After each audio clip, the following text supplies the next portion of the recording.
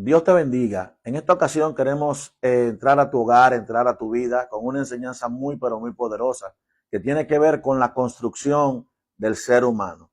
Somos el resultado de un sinnúmero de factores que a lo largo del tiempo, a lo largo de la vida, se van manifestando y van expresando lo que en una ocasión conocimos. En esta ocasión queremos hablarte bajo el tema construyendo una personalidad o construyendo una identidad. Te invito a que abordemos este camino para que podamos ver cómo se construyen los hombres que estamos viendo. Pretendemos abordar el tipo de persona sin Jesús, una persona que no tiene a Cristo. ¿Cómo se construye? ¿Cuáles fueron los factores que influenciaron o demarcaron su personalidad? Y al haber de demarcar su personalidad, también demarcar lo que es su identidad. Como usted sabrá, todos heredamos una naturaleza caída, una naturaleza débil, una naturaleza sin poder, una naturaleza rebelde a lo que es el principio del Señor. Y sobre esta naturaleza caída, rebelde, débil, comienza a construirse consciente e inconscientemente lo que es la persona de un individuo. ¿Me explico? Imagínese usted que usted vaya a construir un edificio y la zapata que usted le ponga sea una zapata frágil, no va a poder construir un buen edificio. ¿Por qué? Porque está construyendo con una zapata frágil y quizá en arena movediza. Como el Señor habla en la Biblia, que el que construye sobre la roca y demás, en esta ocasión vamos a utilizar ese principio para ver cómo se construye lo que es la personalidad de un muchacho, de una niña, de un ser humano.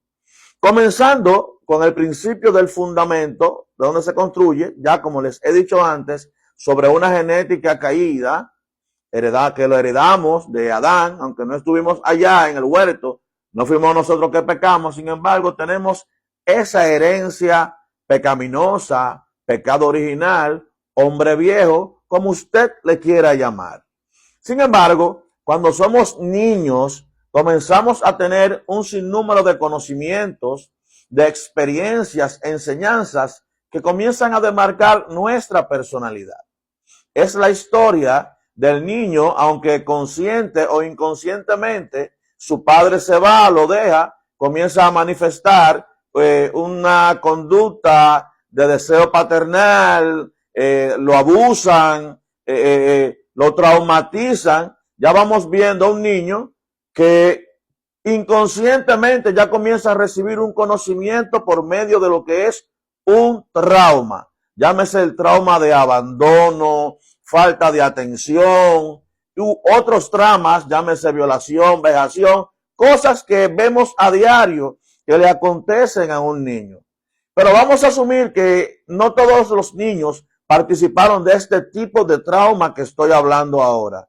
Puede ser que el niño sea criado y la información que le llegue sea de una buena conducta, de buenas enseñanzas, o sea producto de lo que son las influencias.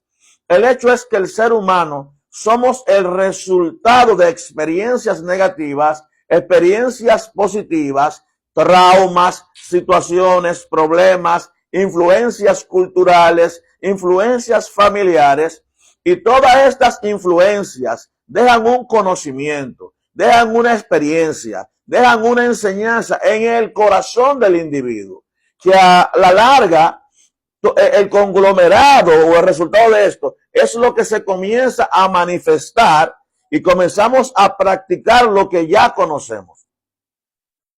Estos conocimientos que llegaron por diversas vías, como he estado explicando, las experiencias y demás. Sin embargo, somos conocimiento, somos el resultado de influencias, como decía ahorita. El asunto es que a veces comenzamos a practicar lo que aprendimos, lo que nos enseñaron o lo que adquirimos como influencia cultural, influencia social, y desde ahí comenzamos a practicar, a demarcar lo que es un hábito. Y un hábito demarca una personalidad, y una personalidad demarca lo que es una identidad. Entonces, a veces nuestra identidad, lo que manifestamos, está siendo controlado por lo que una vez vivimos, o por lo que una vez experimentamos, o por lo que una vez conocimos. Es por eso que vemos tantas conductas no buenas, tantas conductas no halagadoras, no halagüeñas. ¿Por qué? Porque desde la dimensión donde la persona se está comportando, no es una dimensión sana. No es sana, número uno, porque está en una simiente de pecado. Agarre la palabra simiente. Está una simiente o un fundamento de pecado. Y sobre ese fundamento de pecado débil, como usted lo quiera llamar, por encima de eso añádale el trauma.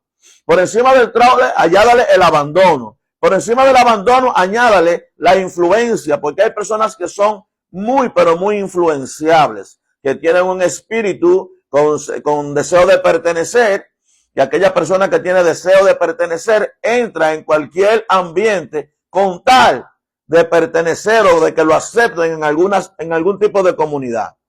El asunto aquí es que quiero tratar de comunicar en esta noche es que cuando usted ve a una persona con un tipo de conducta, con un tipo de acción repetitiva que lo hace habitualmente, eso hace que la persona tenga un carácter y a la vez su identidad.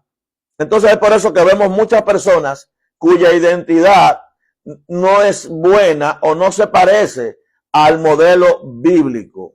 ¿Por qué? Porque están fluyendo, están siendo controlados por el trauma, por el problema o por la situación que vivieron en un momento determinado. Esto es muy importante que usted lo entienda y lo comprenda, porque a veces venimos a la iglesia, venimos al Señor y hay áreas en nuestra vida, en nuestras emociones, en nuestra mente que no han sido trabajadas y pensamos que el hecho de que en algún momento un ministro nos ministró liberación, el diablo salió, el demonio salió, creemos como que ya todo está arreglado. Y déjeme decirle que la liberación no es así. Es posible que a usted le ministren, salga un espíritu o un demonio, pero quizá la fortaleza que escondía ese espíritu todavía sigue ahí. ¿Por qué? Porque las fortalezas son argumentos, son vivencias, son traumas que sirven como casa para que los espíritus habiten en la mente y en el corazón de una persona. Es por eso que usted ve a veces que una persona, Dios la liberta en un servicio, la liberta en una campaña. Sin embargo, la persona sigue con una conducta repetitiva. El asunto fue que el espíritu salió, pero el argumento quedó intacto. El trauma quedó intacto. La vejación quedó intacta. Entonces, soy de lo que entiendo que en la iglesia hace falta mucho lo que es la administración, la sanidad interior, la edificación de errores, principios de error que hacen que la gente ande en el camino pensando una cosa, pero le salga otra. Entonces necesito que usted se imagine una persona edificada sobre un fundamento dañado, pero por encima de ese fundamento dañado, también con un sinnúmero de conflictos interiores no resueltos. Por más que quieran ser cristianos, buenos evangélicos, si no se trabaja esa área en su vida, quizás no puedan vivir en lo que es la vida abundante que el Señor nos ha prometido.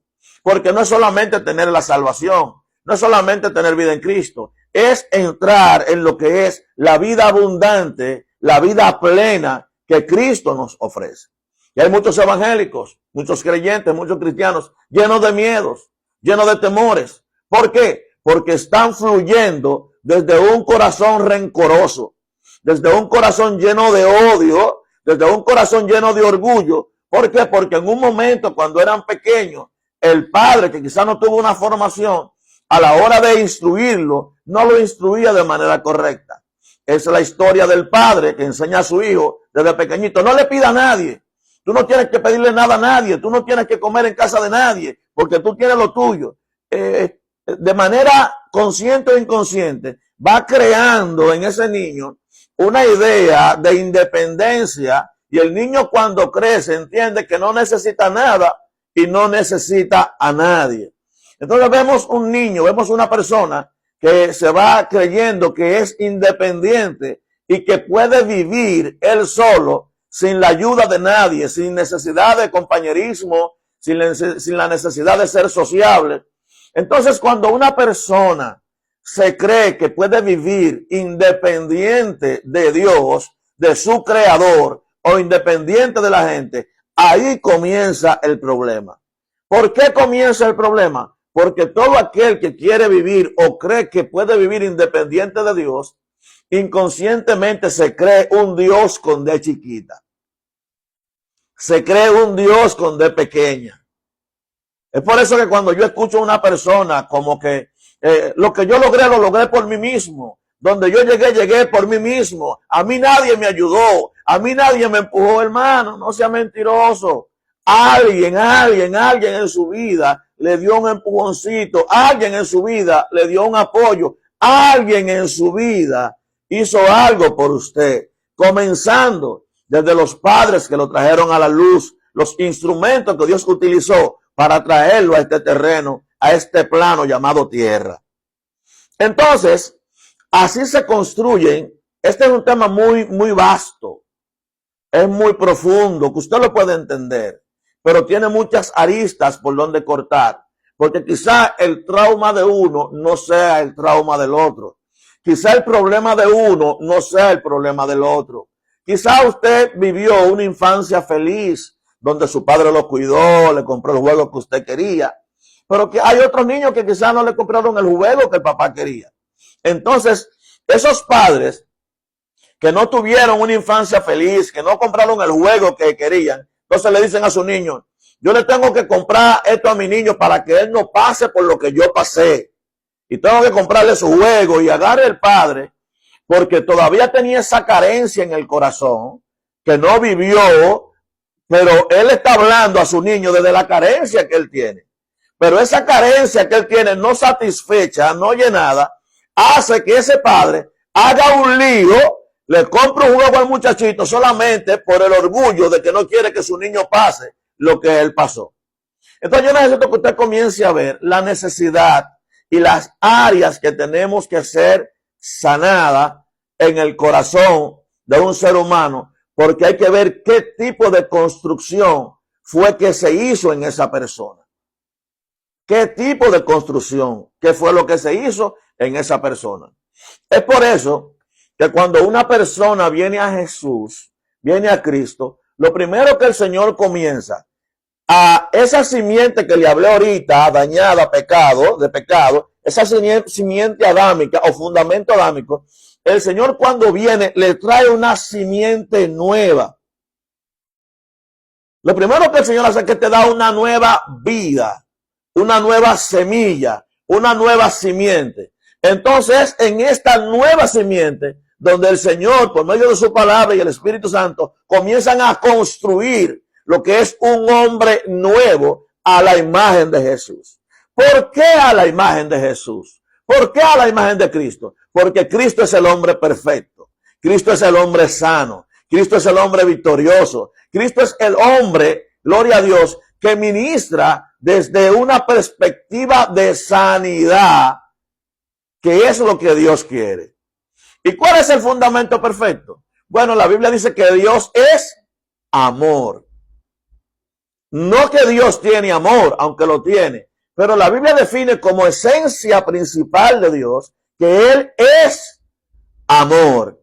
No es lo mismo cuando usted fluye desde el odio, cuando usted fluye desde el rencor, cuando usted fluye desde el vacío, cuando usted fluye desde el trauma, cuando usted fluye desde la ignorancia, a cuando usted fluye desde el amor.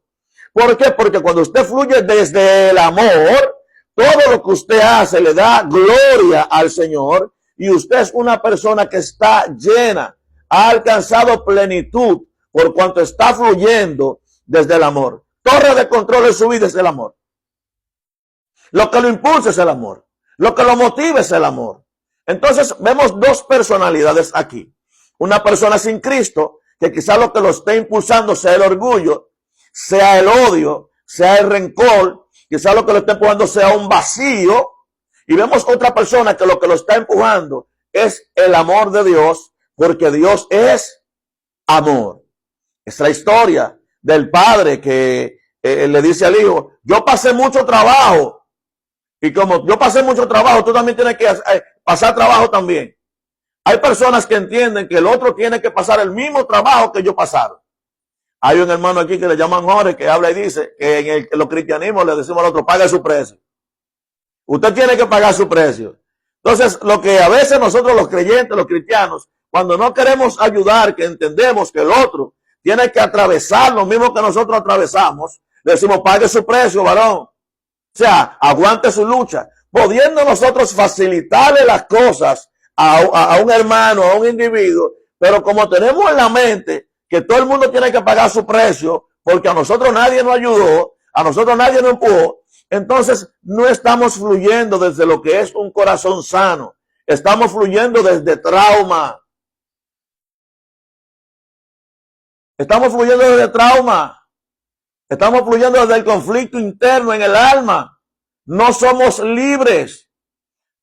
No somos libres. Todavía tenemos áreas que trabajar. Apenas he estado tocando algunas áreas del corazón del ser humano. El corazón del ser humano es profundo. El corazón del ser humano es un misterio. Somos el resultado de muchos conocimientos que nos llegaron a través de experiencias. Somos el resultado de muchos conocimientos. Y esos conocimientos vinieron a través de experiencias, a través de traumas, a través de palabras, que cuando usted no se deja sanar de Dios por medio de su palabra, y el Señor no ha llegado a su vida por medio de lo que es la simiente santa en Jesús, por eso vemos tantos creyentes enfermos, tantos creyentes con malos tratos, con malas palabras, tantos creyentes con malas actitudes, tantos creyentes, gloria al Señor, que todavía le hace falta una revelación de Jesús en su vida. Conocen a Jesús como el Salvador, pero no lo conocen como el sanador, no lo conocen como el libertador, no lo conocen como la fuente que va a traer plenitud a su vida. Entonces, es interesante este tema porque necesitamos saber cómo fue que fuimos construidos. Tenemos que saber cómo fue que fuimos construidos.